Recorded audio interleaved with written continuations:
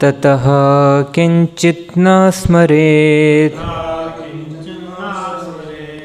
पदं तत्परमं विष्णोः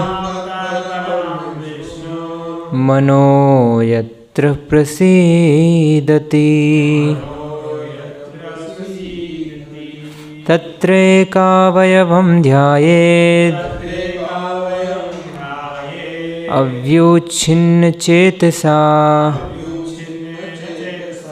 मनो निर्विषयं युक्त्वा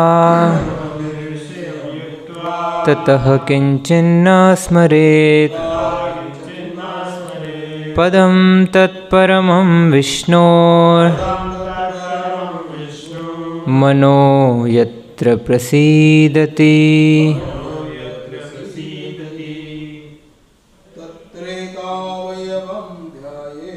तत्रैकावयवं ध्यायेत् अव्युच्छिन्नेन चेतसा मनो निर्विषयं युक्त्वा ततः किंचिन्न स्मरेत् पदं तत्परमं विष्णोः मनो यत्र प्रसीदति तत्रैकावयवं ध्यायेत् अव्युच्छिन्नेन चेतसा मनो निर्विषयं युक्त्वा ततः किंचिन्न स्मरेत् पदं तत्परमं विष्णोः मनो यत्र प्रसीदति तत्रैकावयवं ध्यायेत् अव्युच्छिन्नेन चेतसा मनो निर्विषयं युक्त्वा ततः किंचित् न स्मरेत् पदं तत्परमं विष्णोः मनो यत्र प्रसीदति। शब्दार्थ अनुवाद एवं तात्पर्य ऐसी भक्तिवेदांत स्वामी श्रील प्रभुपाद जी के द्वारा। श्रील प्रभुपाद की जय। तत्र तत्पश्चात एक एक करके अवयवम शरीर के अंगों को ध्यायेत् ध्यान करे अव्युच्छिन्नेन पूर्ण रूप से विचलित हुए बिना चेतसा मन से मनः मन निर्विषयम विषयों से दूषित हुए बिना युक्त्वा जुड़ करके ततः तत्पश्चात किंचिन कुछ भी न नहीं स्मरेत सोचे पदम व्यक्तित्व को ततः वह परमं परम विष्णु श्री विष्णु का मनः मन यत्र जहाँ प्रसीदति प्रसन्न होता है रमता है। तत्पश्चात भगवान श्री विष्णु के पूर्ण शरीर की अवधारणा को हटाए बिना एक एक करके उनके अंगों का ध्यान करना चाहिए। इस तरह मन समस्त इंद्रिय विषयों से मुक्त हो जाता है। तब चिंतन के लिए कोई अन्य वस्तु नहीं रह जानी चाहिए। क्योंकि भगवान श्री विष्णु परम सत्य हैं, अतएव केवल उन्हीं में मन पूर्ण रूप से निमग्न हो जाता है। तात्पर्य भगवान श्री विष्णु की बहिरांगी शक्ति से मोहित होकर मूढ़ लोग यह नहीं जान पाते कि सुख की लगातार खोज का परम लक्ष्य भगवान श्री कृष्ण का सानिध्य प्राप्त करना है। विष्णु तत्व श्री भगवान के विभिन्न दिव्य स्वरूपों का असीम विस्तार है और विष्णु तत्व का परम या आदि स्वरूप गोविंद अथवा श्री कृष्ण है, जो समस्त कारणों के अंतिम कारण हैं।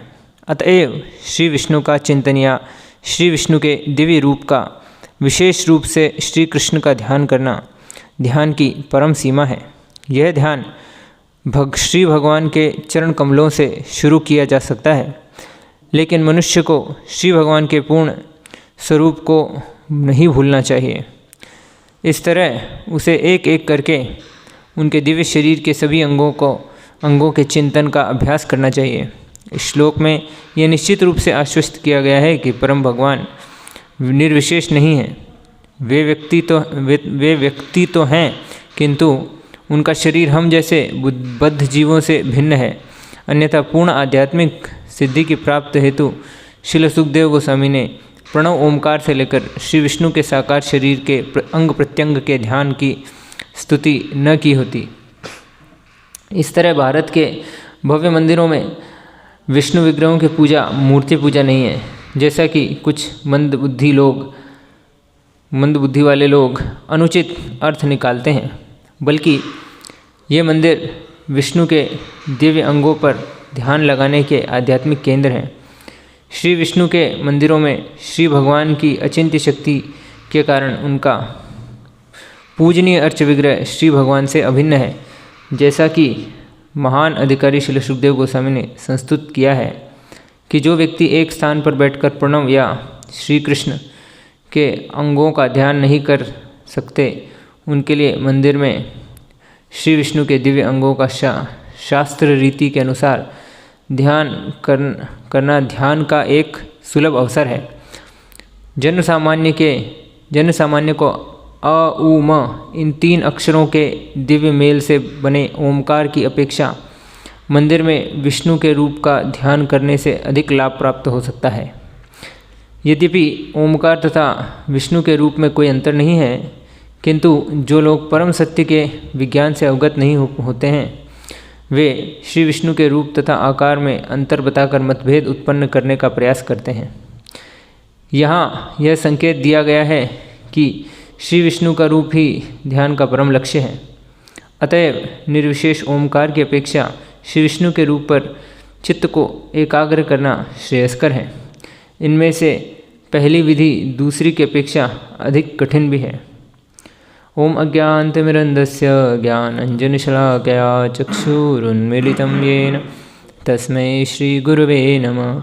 श्रीचैतन्यमनोभीष्टं स्थापितं येन भूतले स्वयं रूपः कदा मह्यं ददाति स्वपदान्तिकं।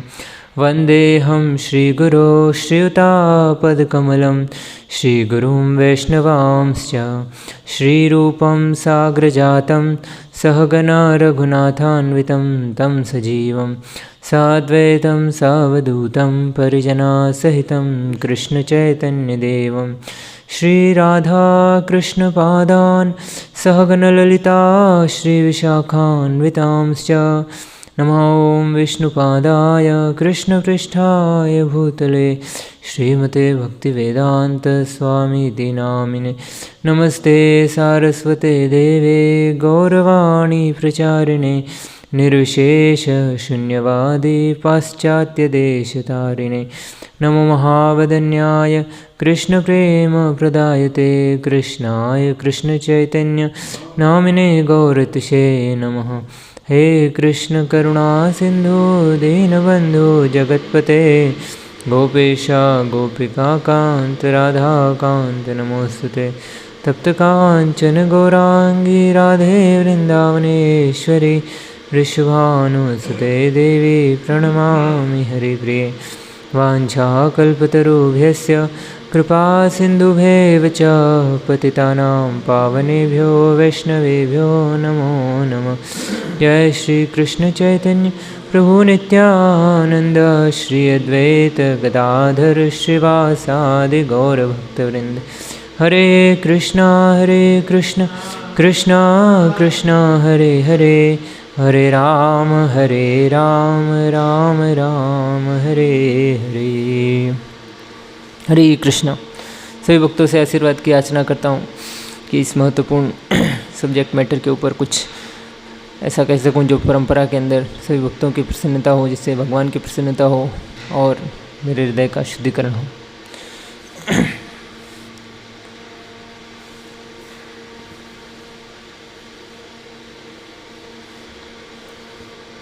तो आज का ये जो श्लोक है, इसका तात्पर्य के अंदर कुछ 3 महत्वपूर्ण चीज़ें हैं जो प्रभुपाद जी इंगित करते हैं। और पूरे तात्पर्य का पहली 3-4 पंक्तियों में ही जिस प्रकार से प्रभुपाद जी एक सार रूप के अंदर उसका शीर्षक बताने का प्रयास कर रहे हैं, तो शीर्षक हम देख सकते हैं कि सुख की लगातार खोज का परम लक्ष्य भगवान श्री विष्णु का सानिध्य प्राप्त करना है।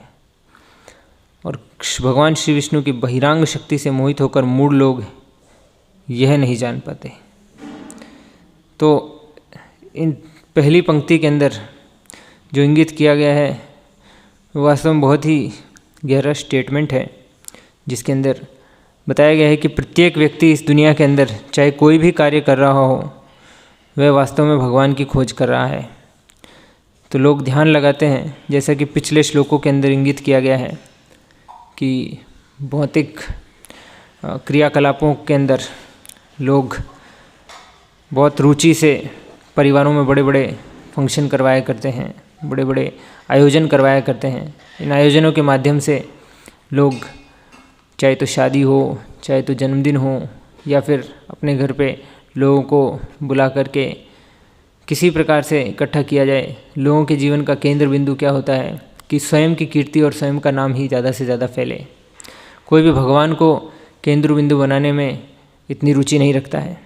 लेकिन यहाँ पे पूरे श्लोक के अंदर जो बताया गया है कि भगवान को किस प्रकार से केंद्र बिंदु बनाया जाए, तो यह श्लोक जो है सुखदेव गोस्वामी जी परत के ऊपर जिस प्रकार से बिल्डअप कर रहे हैं, बहुत ही अद्भुत तरीके से बिल्डअप किया है। पिछले श्लोकों के अंदर, जैसा कि मैंने पिछली बार 2 तारीख को जो श्रीमद् भागवतम क्लास के अंदर मेरा जो श्लोक था, उस श्लोक के अंदर भी जो कंटेंट था, एतावान सांख्य योगाभ्याम स्वधर्म परिनिष्ठया जन्म लाभ परम पुंसाम अंते नारायण स्मृति। तो शुरुआत श्रील सुखदेव गोस्वामी जी करते हैं किस प्रकार से भौतिक क्रियाकलाप के अंदर लोग रुचि रखते हैं और भौतिक क्रियाकलाप से मन को बाहर निकालना है। बाहर निकालने के लिए फिर श्रील सुखदेव गोस्वामी जी बताते हैं कि भगवान की लीलाओं का श्रवण, कीर्तन, स्मरण, ये 3 चीज़ करना बहुत आवश्यक है। और फिर इसके बाद बताते हैं कि सब प्रकार के सांख्य योग या फिर वर्णाश्रम धर्म के पालन से या फिर और इत्यादि अपने कर्म करके अगर कोई चीज़ है जिसको कोई भी मनुष्य प्राप्त करना चाहता है, तो वो है कि भगवान विष्णु का अंततोगत्वा स्मरण। अंततोगत्वा मतलब यह नहीं कि मृत्यु के समय पे स्मरण, अंततोगत्वा मतलब सबका सार रूप में, निष्कर्ष रूप में। तो ऐसे सुखदेव गोस्वामी जी बताते हैं। और उसके बाद एक के बाद एक सुखदेव गोस्वामी जी फिर बताते हैं कि किस प्रकार से उन्होंने अपने खुद के जीवन के अंदर कैसे भगवान का स्मृति प्राप्त किया। क्योंकि खुद के बारे में बताते हैं कि वे एक निर्विशेषवादी थे, शुरुआत में ब्रह्मवादी थे, जो भगवान के साकार रूप के अंदर विश्वास भी नहीं रखते थे और ब्रह्म के ऊपर चिंतन करने में ज़्यादा विश्वास रखते थे। तो कैसे भगवान की सुंदर लीलाओं ने इन 2 श्लोक जो कि प्राय पिछली भागवतम की सत्रों के अंदर चर्चा की जा चुकी है, बरहा पीड़म नटवर वपु कर्णिकयोर, फिर जो अहोबकीयम स्तनकालकूटम जिघ्घाम सया यद्यप्य साध्वी, ये 2 श्लोक हैं जिसमें भगवान की करुणा और भगवान की सुंदरता के ऊपर वर्णन किया गया। तो ये 2 श्लोक सुनकर के कैसे सुखदेव गोस्वामी आकृष्ट हो जाते हैं। और सुखदेव गोस्वामी जब आकृष्ट हो जाते हैं तो फिर आगे बताते हैं कि ये जो भागवत पुराण है वही मैं आपको सुनाने वाला हूँ। तो फिर कहते हैं कि किस प्रकार कोई व्यक्ति मरने वाला व्यक्ति है और उसके पास बहुत कम समय है, तो उस व्यक्ति को किस प्रकार से अपना समय व्यतीत करना चाहिए। यहाँ सब सार रूप में 10 श्लोकों के अंदर या 7-8 श्लोकों के अंदर सब बता दिए प्राय, जैसे प्रभुपाद जी भी करते हैं। पहले स्कंद के अंदर सब इन्फॉर्मेशन दे करके रेडी कर दिया है कि भाई ठीक है, हमारे पास भी बोलने का वक्त बचे ना बचे इसकी कोई गारंटी नहीं है, सुनने वाले के पास सुनने का वक्त बचे ना बचे। इसलिए जो संदेश है वो तो एटलीस्ट सार रूप में हम डाल ही दें कि भगवान का श्रवण कीर्तन और स्मरण करना बहुत आवश्यक है। तो फिर उसके बाद फिर श्रील सुखदेव गोस्वामी बताते हैं कि किस प्रकार से किसी पवित्र नदी के तट पे या फिर एक धाम में किसी एकांत जगह पे जाकर के आसन लगाया जाए, आसन लगा करके सीधी कमर की रीढ़ की हड्डी के साथ बैठा जाए और उसके बाद फिर ओमकार की जो शब्द ध्वनि है उसके ऊपर हम मन को केंद्रित करें। और जब मन ओमकार की ध्वनि पे केंद्रित हो तो फिर साथ ही साथ यहाँ आगे चर्चा ख़त्म नहीं कर देते कि बस यही आपका अल्टीमेट फाइनल मेडिटेशन है। इसके बाद एक एक करके और बिल्डअप कर रहे हैं और आगे करते ही जाएंगे सुखदेव गोस्वामी जी किस प्रकार से भगवान के क्रियाकलाप जब डिस्क्राइब करेंगे तो बताते हैं कि भगवान के अलग अलग अंगों और प्रत्यंगों पे ध्यान लगाना है। तो अंग प्रत्यंग पे ध्यान लगाना क्यों है? क्योंकि अब तक जो सुना है, जो श्रवण कीर्तन स्मरण में जो सुना है वो योगी के चित्त के अंदर एक प्रकार की छवि बन चुकी होगी। जैसा हम भी कभी कभार किसी क्रिकेटर के बारे में सुनते हैं कि वो क्रिकेटर बहुत रन बनाता है, वो क्रिकेटर बहुत हैंडसम है इत्यादि इत्यादि, उसके 50 चर्चे हम सुन लेते हैं। तो भले ही हमने उसको देखा ना हो, आजकल तो खैर मीडिया का ज़माना आ गया है तो सबसे पहले उसकी शक्ल ही हमारे पास आती है। लेकिन पहले के समय पे जब किसी व्यक्ति की चर्चा सिर्फ सुनी जाती थी तो सुनकर के उस व्यक्ति का दर्शन कर लिया जाता था और उनके प्रति आकर्षण जागता था। तो जिस प्रकार से श्रीमती रुक्मिणी देवी जी भी 10वें स्कंद के अंदर बताती हैं किस प्रकार से अनेक अनेक ब्राह्मणों से और श्री नारद मुनि से भी सुन करके भगवान श्री कृष्ण के चर्चे, उनके मन में भगवान का स्वरूप बैठ गया। जिनको कभी देखा नहीं उनका स्वरूप कैसे बैठ सकता है? तो श्रवण एक बहुत ही प्रामाणिक पद्धति है जिसके माध्यम से वास्तव में दर्शन किया जाता है। और जब कुछ छवि दिल में बैठ जाए तो फिर ओमकार की ध्वनि के साथ उसके ऊपर ध्यान लगाना और एक एक अंग प्रत्यंग पे। कोई बोलेगा एक एक अंग प्रत्यंग पे कैसे ध्यान लगाऊं? वो तो जब बहुत डिटेल में देखा होगा तो डिटेल में देखने की बजाय डिटेल में सुन भी सकते हैं। भगवान के बारे में बताते हैं कि भगवान त्रिभंग ललित फॉर्म में हैं, 3 जगहों पे मुड़े हुए हैं, बांसुरी पकड़ते हैं, उनकी आंखें कमल नयन हैं, कमल की जैसी आंखें, बड़े घुंघराले बाल हैं और ये बारिश के नीले बादलों जैसा उनका छवि है। फिर हर एक अंग उनका कोमल के समान बड़ा ही कमल के समान बड़ा ही कोमल है और देखने वाले की दृष्टि में जो सबसे सुंदर कोई अगर आकृति आ सकती है तो वास्तव में भगवान के ही स्वरूप हैं। तो जैसे कि शिला कुलशेखर जी भी अपने श्लोकों के अंदर अपनी रचना मुकुंदमाला स्तोत्र के अंदर बताते हैं कि किस प्रकार से मेरा मन जो है वो एक हंस की तरह है, जो भगवान के अंग प्रत्यंग जितने भी हैं ये कमल की तरह हैं। तो इन अंग प्रत्यंगों के अंदर वास्तव में अटक गया है मेरा मन और मैं यही आशा करता हूँ, यही अभिलाषा करता हूँ कि भगवान के इस स्वरूप के अंदर मेरा मन सदा आविष्ट रहे। तो इस प्रकार से कुलशेखर जी भी प्रार्थना करते हैं। तो सभी जो भक्त लोग हैं वे सुन करके एक एक अंग का इतना विस्तार से वर्णन सुनते हैं और इतना विस्तार से उस पर ध्यान लगाते हैं। तो उस ध्यान लगाने से उन लोगों के चित्त के अंदर भगवान की छवि बैठ जाती है। खैर आज का जो युग है ये बड़ा ही ऊट पटांग सा युग है। इसके अंदर न तो ढंग से किसी चीज़ को देखा जाता है, न ढंग से किसी चीज़ के बारे में सुना जाता है। केवल और केवल एक ही चीज़ सबसे ज़्यादा प्रचलित है और वो क्या प्रचलित है? भोग। हर इंद्रिय से किस प्रकार से सर्वाधिक भोग को निकाला जा सके, जूस निचोड़ करके। जिस प्रकार से कौवे होते हैं वे कचरे के पड़े हुए ढेर के अंदर से सब सड़ी से सड़ी चीज़ें निकालते हैं। तो आज का जो युग है इस युग के अंदर व्हाट्सएप के ऊपर 1000 चीज़ें आती हैं, उसमें भगवान के भी कुछ गुणगान आए होंगे, लेकिन मन की इतनी स्पीड कहाँ है? भगवान ने मन को ऐसा नहीं बनाया कि मन 1000 चीज़ों के ऊपर ध्यान लगा सके। मन एक ही चीज़ पे ध्यान लगा सकता है। मन 1000 चीज़ों पे ध्यान लगाएगा तो कंफ्यूज हो जाएगा, बोले करूँ क्या, इस पे ध्यान लगाऊँ उस पे ध्यान लगाऊँ। तो इसलिए भगवान गीता के अंदर 50 चीज़ों पे ध्यान नहीं लगाने के लिए नहीं कहते। मन मना भो मद भक्तो मद्याजी माम नमस्कुरु माम एवेश्यसि सत्यम ते प्रत्ये जाने प्रियसी में। तो यार मेरे में ही ध्यान लगा लो और 50 लोगों में ध्यान लगाने की ज़रूरत नहीं। मेरे में ध्यान लगा लोगे तो सिद्धि हो जाएगी। तो इसलिए अगर इन सब 50 प्रकार के श्रवण की जो आज पद्धति चल गई है, इससे थोड़ा सा हट करके हम प्रामाणिक साधु से और प्रामाणिक शास्त्र से अगर श्रवण करें और भगवान के अंग प्रत्यंग का विस्तार वर्णन सुन करके उस पर ध्यान लगाएं तो अवश्य ही भगवान हमारे चित्त के अंदर बस जाएंगे। और जब भगवान किसी के चित्त में बस जाते हैं तो वो व्यक्ति धीरे धीरे धीरे धीरे सब प्रकार के अवगुण और बुरी आदतों को भूल जाता है, छोड़ देता है। तो जैसा आज पूरे विश्व भर के अंदर एक बहुत बड़ी कमी खल रही है, प्रभुपाद जी अपने हर भागवतम के स्कंद की शुरुआत से पहले जो इंट्रोडक्शन होता है और प्रीफेस होता है उसके अंदर एक पंक्ति बार बार ऐड करते हैं। हर बार वो प्रीफेस डाला गया है, उसमें कहते हैं there is a pin prick somewhere in the world in the minds of the most thoughtful leaders of the world, कि सोसाइटी के अंदर बहुत प्रगति हो रही है, बहुत विकास हो रहा है और बहुत प्रगति और विकास के बीच में भी सब प्रकार की अनैतिक और रूढ़वादी चीज़ें बढ़ती ही जा रही हैं। लोगों का जो व्यवहार है बड़ा ही उद्दंड होता जा रहा है और सब प्रकार के जो क्राइम हैं वो सोसाइटी के अंदर बढ़ रहे हैं। तो इन सब क्राइम को रोकने के लिए हमें टेक्नोलॉजिकल एडवांसमेंट की ज़रूरत नहीं है।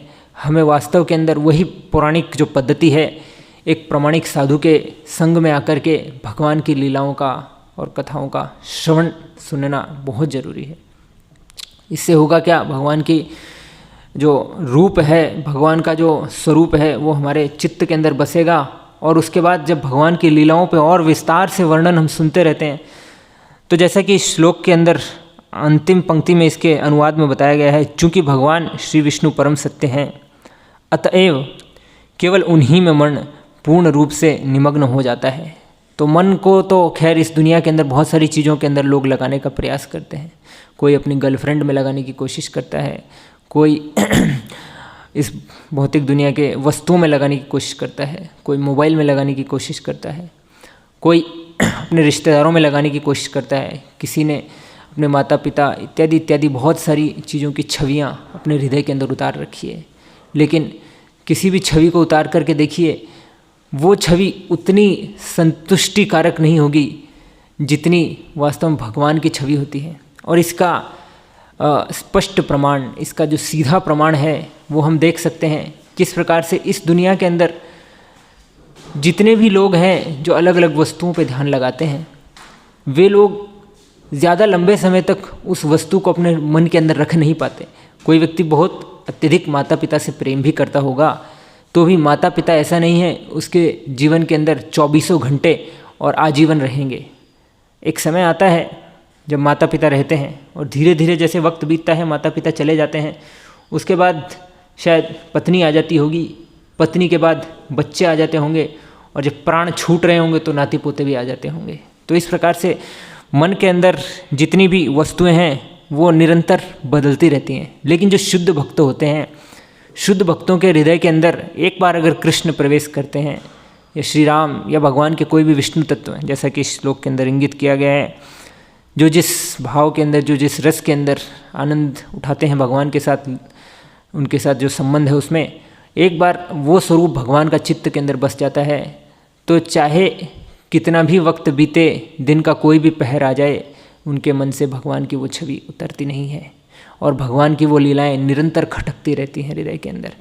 और जब वो लीलाएं खटकती हैं तो अपना व्यवहार स्वाभाविक तौर से धीरे धीरे धीरे बदलने लगता है। क्योंकि भक्त जब देखता है कि भगवान का आचरण इतना सुमधुर, इतना निर्मल और इतना दया से पूर्ण है, तो भक्त भी हमेशा यही सोचता रहता है कि भगवान हम सबको आनंद देने के लिए इतना सुंदर स्वरूप बना करके आए हैं, तो हम ऐसा बिना नहाए धोए एक भूत जैसी हुलिया बना करके भगवान के सामने कैसे जा सकते हैं। तो विचार करने की बात है। भक्त भी ये सोचता है कि मैं भी अच्छे से नहा धो करके, तिलक लगा करके, दाढ़ी वाड़ी काट करके अच्छे से भगवान के सामने आऊँ, तो इससे भगवान को भी आनंद मिलेगा। और दूसरी चीज़, जैसे भगवान के क्रियाकलाप, आप श्री चैतन्य महाप्रभु के जीवन से देख सकते हैं किस प्रकार से भक्त को जीना चाहिए है। तो भगवान श्री चैतन्य महाप्रभु हालांकि बचपन के अंदर भले ही बहुत ही शरारती थे और अलग अलग प्रकार की शरारत कर लिया करते थे, वो शरारतें हम सब नहीं कर सकते। हाँ, बचपन के अंदर तो अनजाने में अबोध बालक हर प्रकार की शरारत करते हैं, उनको पता नहीं रहता। लेकिन जैसे जैसे श्री चैतन्य महाप्रभु का जैसे बड़े होने लग गए, उन क्रियाकलापों को हम देखें तो कैसे अपनी शिक्षा के अंदर भी श्री चैतन्य महाप्रभु एकदम अव्वल रहे। अपने पूरे स्कूल के अंदर और अपने पूरे गांव के अंदर भी उनको निमाई पंडित नाम से जाना जाता था। फिर जैसे धीरे धीरे और बड़े होते गए तो कईयों के साथ डिबेट करते थे, सबको साथ डिबेट करते थे, पकड़ पकड़ करके हराते रहते थे। तो हर कोई सोचता था अरे इस फिलोसॉफिकली सूखे हृदय के व्यक्ति से हमें चर्चा नहीं करनी। वो एक भगवान श्री चैतन्य महाप्रभु का लीला था, जिसमें भगवान श्री चैतन्य महाप्रभु बताना चाहते थे कि अगर भक्त को बुद्धिजीवी बनना चाहिए और बहुत ज़्यादा इंटेलिजेंट भी बनना है तो प्रयास करना है तो ऐसा इंटेलिजेंट बनने का प्रयास करो, ऐसा बेकार का झूठा घमंड मत करो कि भाई बिना कुछ पढ़े, बिना शास्त्र का अध्ययन किए हुए, बिना गुरु से सुने हुए ऐसे ही घमंड नहीं होना चाहिए। अरे घमंड भी हो तो किसी प्लेटफॉर्म पे होना चाहिए, गुरु से सुनकर के घमंड हो तो कोई पॉइंट भी हो, शास्त्र पढ़कर के व्यक्ति को घमंड हो, हाँ भाई मैंने शास्त्र पढ़ा है तो शास्त्र की वाणी बोल रहा हूँ, इतना तो घमंड करो, झूठा ही घमंड नहीं करो। फिर उसके बाद हम देखते हैं किस प्रकार से श्री चैतन्य महाप्रभु का विवाह भी होता है। तो विवाह के अंदर भी एक बहुत ही जिम्मेदारीपूर्ण जीवन श्री चैतन्य महाप्रभु बिताते हैं। और उसके बाद जब संन्यास लेते हैं तो संन्यास के बाद फिर कैसे जगन्नाथपुरी जाते हैं, फिर दक्षिण भारत में प्रचार के लिए। एक एक उनके जीवन का पहलू देखेंगे तो ऑल्दो उनके भक्तों ने हालांकि बहुत बार उनको अलग अलग प्रकार की चीज़ें दे करके प्रलोभित तो नहीं, सुख सुविधा देने का प्रयास किया। जैसे जगदानंद पंडित सदा ही उनको अलग अलग प्रकार की सुख सुविधाएं देने के लिए, अच्छा सोने के लिए बिस्तर देने के लिए, अच्छा खाने के लिए, प्रसाद देने के लिए तत्पर रहते थे। लेकिन श्री चैतन्य महाप्रभु क्योंकि आइडियल सन्यासी का रोल फॉलो कर रहे थे तो इसलिए भगवान श्री चैतन्य महाप्रभु एकदम उन सब चीज़ों को प्रायः बहुत बार मना ही कर देते, लेकिन फिर भी कभी कभी उनका दिल रखने के लिए महाप्रभु उन चीज़ों को स्वीकार कर लेते थे। तो ऐसा भगवान श्री चैतन्य महाप्रभु का ये पहलू। और उसके बाद और भी देखें तो कितने सारे तत्ववादी, कितने सारे मायावादी, कितने सारे नास्तिकवादी लोग, इन सब प्रकार के लोगों से श्री चैतन्य महाप्रभु मिले, बहुतों के साथ चर्चा करके उनके साथ उनको समझा करके उनको भगवान के साकार रूप में विश्वास करने पे लेके आ गए। और जो नहीं मानता था उसको थोड़े टेढ़े तरीके से, जैसा कि कुछ बुद्ध मानसिकता के लोग एक बार श्री चैतन्य महाप्रभु से मिले थे तो वे 9 प्रकार के उनके फिलॉसफी होती थी, मतलब 9 प्रकार के उनके 9 पॉइंट्स होते थे उनकी फ़िलॉसफ़ी के अंदर, जिनके अंदर एक तो ये होता था कि दया करनी चाहिए, यही सबसे बड़ा धर्म है। और भी 8 इत्यादि अलग अलग पॉइंट थे। फिर श्री चैतन्य महाप्रभु कहते हैं अगर दया ही सबसे बड़ा धर्म है तो दया तो सिर्फ अपने से नीचों पे की जाती है, बड़ों पे दया नहीं की जाती, बराबर वालों पे दया नहीं की जाती, बराबर वालों के साथ मैत्री की जाती है, बड़ों के साथ तो सेवा का भाव होता है और नीचे वालों के साथ दया का भाव होता है। तो आप क्या सिर्फ अपने से नीचों के साथ ही डील करते हो या दुनिया को सबको अपने से नीचा ही समझते हो? तो ऐसा करके भगवान श्री चैतन्य महाप्रभु ने शास्त्र के बहुत ही सूक्ष्म तत्वों को निकाल करके और ऐसा फाड़ करके उनके पन्नों को मतलब सबके सामने एकदम खंडित करके रख दिया। वास्तव में उनको लगने लगा कि इस व्यक्ति ने हमारी एकदम पब्लिक बेइज्जती कर दी है। तो वो लोग गए वहाँ पे और अगले दिन एक प्लेट के अंदर कुछ तो नॉनवेज आइटम रख करके ले आए और भगवान श्री चैतन्य महाप्रभु को परोस दिया। ऐसा परोस दिया मतलब भगवान ने खाया नहीं, भगवान ने जैसे ही देखा अच्छा ये व्यक्ति ऐसा गड़बड़ करने के लिए ला रहा है, तो उन्होंने क्या किया, एक पक्षी के माध्यम से उस चीज़ को खिंडवा दिया और वो खिंड करके और उसी के सर पे आकर के लगा। तो उसके सर पे आकर के लगा तो वो बेचारा मूर्छित होकर के गिर पड़ा, जो उनका लीडर था, जो बुद्धिस्ट लोग का। तो इतना देख करके उनके बीच में हाहाकार मच गया, अरे बाप रे ये क्या हो गया, हमारा लीडर मर गया। तो ऐसा करके फिर कुछ देर तक जब उनका हाहाकार होता रहा तो सब भगवान श्री चैतन्य महाप्रभु के चरणों में जाकर के गिर गए और बोले कि आप हमारे लीडर को प्लीज़ जिंदा कर दो। तो भगवान ने बोला कि आप ऐसा करो, सब लोग मिल कर के उसके कान में जाओ और ज़ोर से बोलो हरे कृष्णा कृष्णा कृष्णा हरे हरे, हरे राम राम राम हरे हरे। तो ऐसा करके जब उनके कान में ज़ोर से बोला तो भगवान की अचिंत्य शक्ति से वो वापस से खड़ा हो गया, और जब खड़ा हुआ तो उसको लगने लग गया कि अब की बार तो माफ़ कर दिया गया हूँ, भगवान के द्वारा वापस माफ़ नहीं किया जाऊँगा। तो इस प्रकार से वो भी भगवान कृष्ण का भक्त बन गया। उसके सारे जितने फॉलोअर थे साउथ इंडिया के अंदर, जो बुद्ध जी के अनुयायी थे, वो सारे के सारे हरे कृष्ण के भक्त बन गए। तो ये श्री चैतन्य महाप्रभु के बड़े ही अद्भुत तरीके होते थे। फिर कुछ भट्टाहारी लोगों के बीच में गए थे। ये तो खैर किसी भी प्रकार का इनमें प्रामाणिकता होती नहीं, कोई फिलॉसफी होती नहीं। इनकी फिलॉसफी यही होती है 4-5 स्त्रियां अपने साथ रखना और सदा ही अपने भोग के लिए सामान इत्यादि सामग्री इकट्ठे करते रहना। तो ये लोग भी भगवान श्री चैतन्य महाप्रभु के संपर्क में जब आए तो इन्होंने भगवान का जो पर्सनल सर्वेंट था काल कृष्णदास, उसी को सेड्यूस करके अपने पास रख लिया। अब अपने पास रख लिया तो श्री चैतन्य महाप्रभु को वास्तव में किसी सर्वेंट की ज़रूरत नहीं है, लेकिन फिर भी उन्होंने बोला मेरे को भक्त लोगों ने सर्वेंट दिया था तो जाकर के क्या जवाब दूंगा। तो ये सोच करके उन्होंने बोला वापस लाना चाहिए काल कृष्णदास को। फिर वहाँ जाते हैं और जाकर के उनसे नम्र निवेदन करते हैं, भाई आप लोग तो बड़े मतलब सम्माननीय सन्यासी लोग हो, आप लोगों के पास तो बहुत सारे सर्वेंट हैं, इतने सर्वेंट घूम रहे हैं, मेरा सर्वेंट तो बेचारा अकेला है, मेरे को वो तो दे दो वापस। तो ये देख करके भट्टाहारी लोग अपने अलग अलग प्रकार के भाले और अस्त्र लेकर के श्री चैतन्य महाप्रभु पे अटैक करने के लिए आ गए। और जब अटैक करने के लिए आए तो भगवान श्री चैतन्य महाप्रभु की दिव्य शक्ति सदा ही कार्य करती है, उनकी सेवा के अंदर उनकी इच्छा से पहले प्रवृत्त हो जाती है। तो ये जो भाले जब फेंके गए तो ये भाले हवा में ही दिशा बदल करके उनकी तरफ भागने लग गए, एक एक के ऊपर कस कस करके वार करने लग गए। जितने भट्टाहारी लोग थे चिल्ला चिल्ला के भागने लग गए, अरे बचाओ बचाओ बचाओ ऐसा करके। तो फाइनली उन्होंने काल कृष्णदास को छोड़ दिया और भगवान श्री चैतन्य महाप्रभु को चुटिया से पकड़ करके खींच करके लाए और बोले कि भाई तुम मेरे सर्वेंट बनने लायक तो नहीं हो, पर क्योंकि मैं तुमको लेकर के आया हूँ इसलिए तुम मेरे साथ साथ चलो। तो ऐसा करके उसको वापस जगन्नाथपुरी लेकर के आए।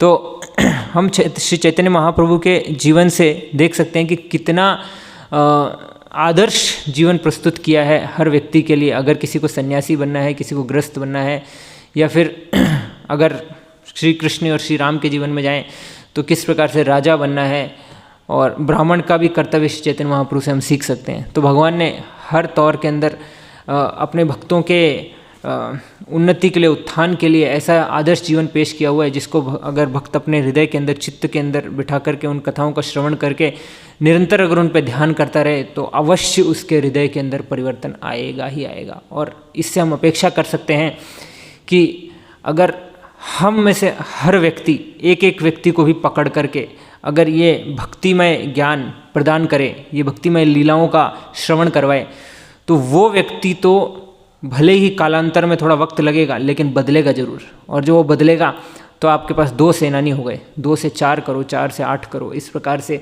पूरे विश्व को बदला जा सकता है। तो प्रभुपाद जी से एक बार किसी ने पूछा था कि प्रभुपाद जी हम पूरी दुनिया को अगर कृष्ण भावना भावित करना चाहें तो कितने दिन लगेंगे? तो प्रभुपाद जी ने बोला 18 दिन। तो भक्त बोले 18 दिन के अंदर कैसे हो सकता है? बोला 18 दिन से भी कम में हो सकता है। 18 दिन की बात क्या है, अगर हर कोई सीरियस हो जाए और भक्ति का प्रचार और भक्ति को अपने जीवन के अंदर प्रामाणिकता से धारण करे। तो इतना ही मैं कहूँगा इसके ऊपर। और इसी के साथ जो बुक डिस्ट्रीब्यूशन मैराथन मंथ है, हम पुस्तकें जो भी बांट रहे हैं, श्रीमद् भगवद गीता बांट रहे हैं, या श्री कृष्ण भगवान की लीलाएं हो या श्री राम की लीलाएं हो इत्यादि, कुछ भी हो, ये सब लीलाओं का एक ही उद्देश्य है, किस प्रकार से लोगों के चित्त के अंदर भगवान को बसाना है। ये मोबाइल, टीवी इत्यादि इन सबको निकालना है। तो हम में से हर कोई प्रयास करे और इन लीलाओं का ज़्यादा से ज़्यादा श्रवण करे और करवाए, तो इससे विश्व अवश्य बदलेगा। प्रभुपाद जी कहा करते थे, if you love me you please distribute my books. तो इसी संदेश के साथ मैं आज की इस भागवत कक्षा को विराम देता हूँ। ग्रंथराज श्रीमद् भागवतम की जय, श्रील प्रभुपाद की जय।